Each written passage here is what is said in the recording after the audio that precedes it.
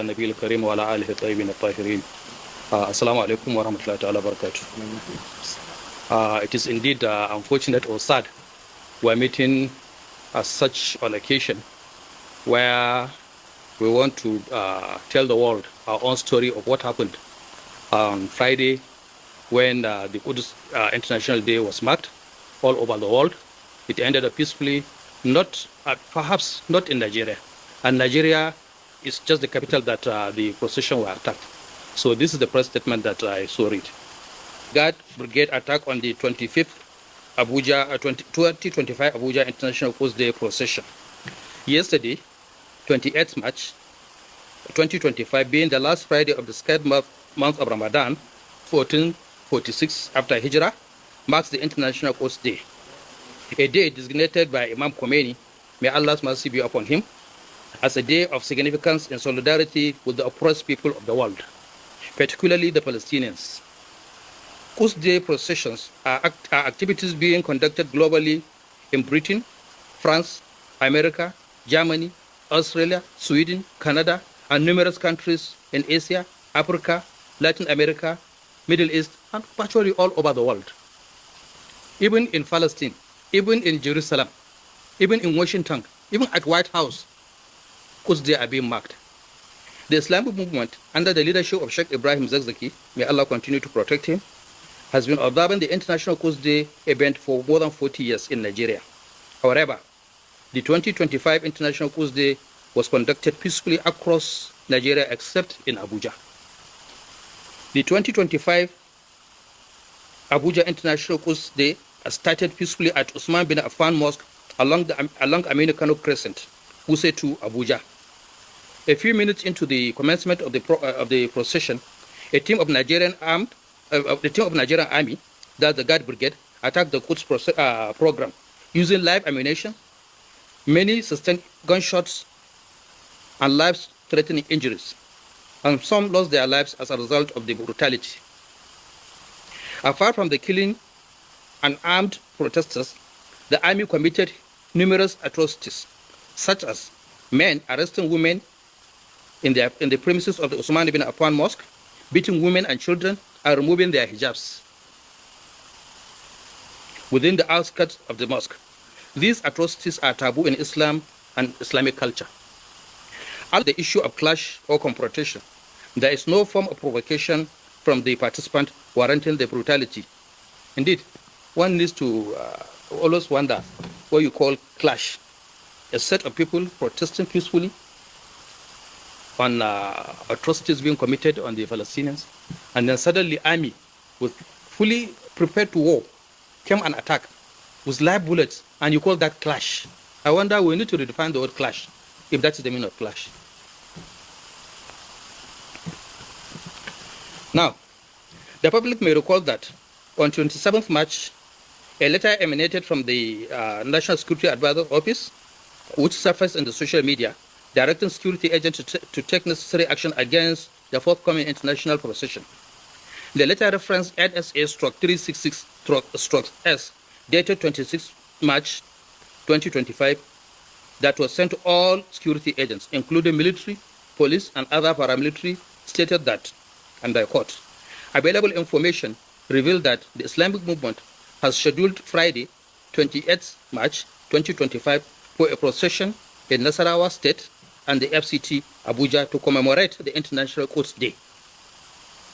The letter added that the procession is aimed at showing solidarity with Palestine. The letter ended with, I am directed to most respectfully request you to note the development for necessary action. You see, the letter itself is explanatory, that it is in commemoration, in sympathy with the Palestinians. So why don't the government or their agents, the agent of the values, why don't they organize their own procession in solidarity with Israel over what is happening, instead of coming to kill us?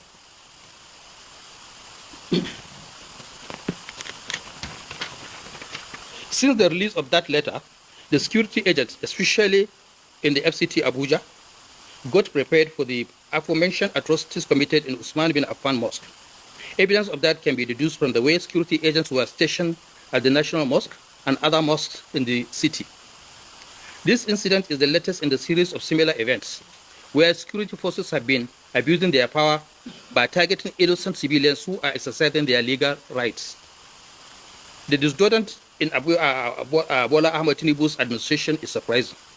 While speaking with Al Jazeera in Doha, Qatar, in March 2025, the ambassador, Yusuf Maitama Tuga, that's the Minister for Foreign Affairs, stated that Israel must stop its war on Gaza, and the world needs to stop these double standards over the killings in the besieged enclave. Then, here we are in March, the same March 2025. The National Security Advisor is directing the security agents to attack free Palestine protesters in Abuja.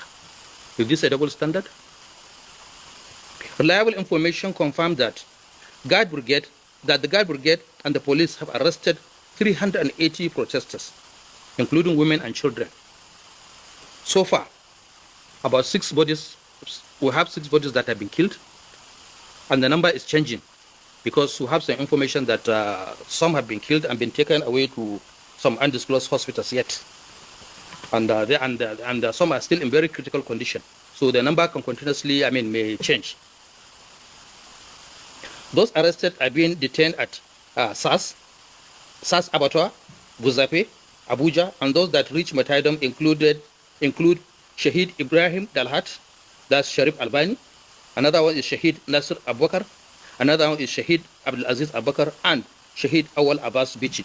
These 4 have been confirmed and we have their bodies now, who are now being buried. However, the security agents are hiding casualties and other corpses of those that passed away in unknown places. Thus, the number of casualties and corpses with the Guard Brigade and the police are still unknown. Nevertheless, we will update the public in due course. We may also wish to state here that, similar to what we learned is happening in Israel and Palestine, when they attack Palestinians, they take away the dead bodies. We have been reliably informed that, and it's well known to the world, that they harvest their organs. Right now, Israel is directly behind this attack that happened here in this city yesterday. So, and we have our dead bodies with them. We will therefore demand the release of our bodies and a thorough examination of their bodies to make sure that no organ has been harvested from any of our brothers, and this we will not condemn.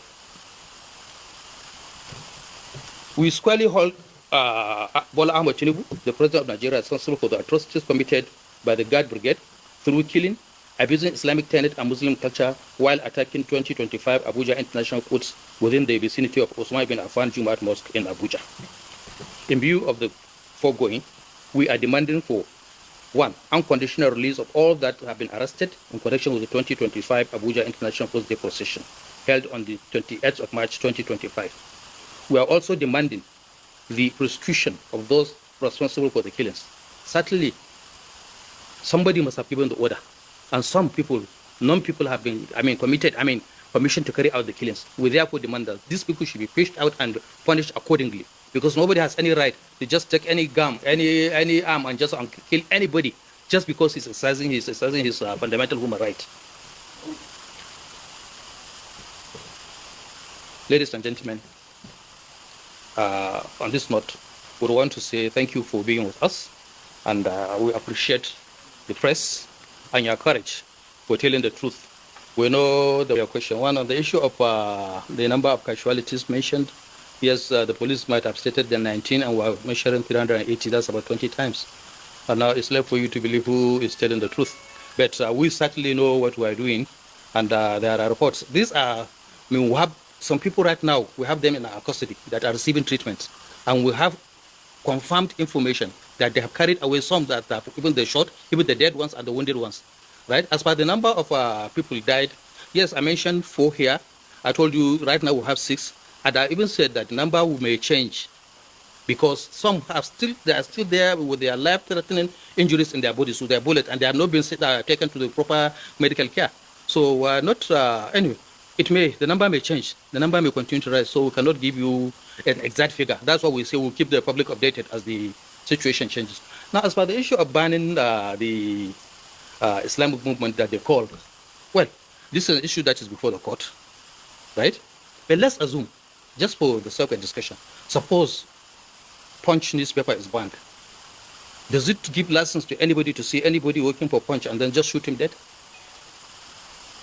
No, no.